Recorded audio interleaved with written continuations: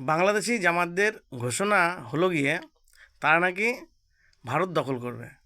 ভালো কথা, আশায় বাঁচে চাষা বা গাছে কাঁঠাল গোপে তেল। এখন কথা হলো গিয়ে পশ্চিমবঙ্গকে তো জামাতদের একটা বড় ঘাঁটি বানিয়ে ফেলেছিল তৃণমূলীরা। সুকৌশলে বাংলাদেশি অনুপ্রবেশকারীদের ঢুকিয়ে মুসলিমদের সংখ্যা অনেক পরিমাণে বাড়িয়ে নিয়েছিল।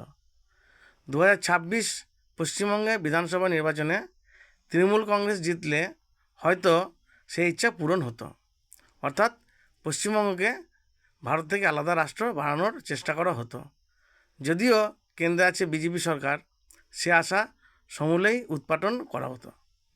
ওদের বক্তব্য হলো গিয়ে মুসলমানরা 850 বছর ধরে ভারতবর্ষকে শাসন করেছে, তাই আবার মুসলমানদের শাসনের অধীনে ভারতবর্ষকে আনতে হবে।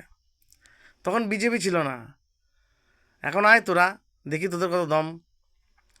1947 খ্রিস্টাব্দে করমচাঁদ গান্ধী আর জওহরলাল নেহরুর বদান্যতায় আলাদা দেশ পেয়েছিলি, তাই বলে বারবার আশা করিস না।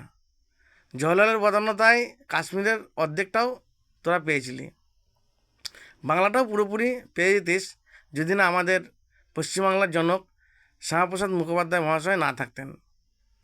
আজ ওনার অবদানের জন্যই পশ্চিমবঙ্গ ভারতের অঙ্গরাজ্য।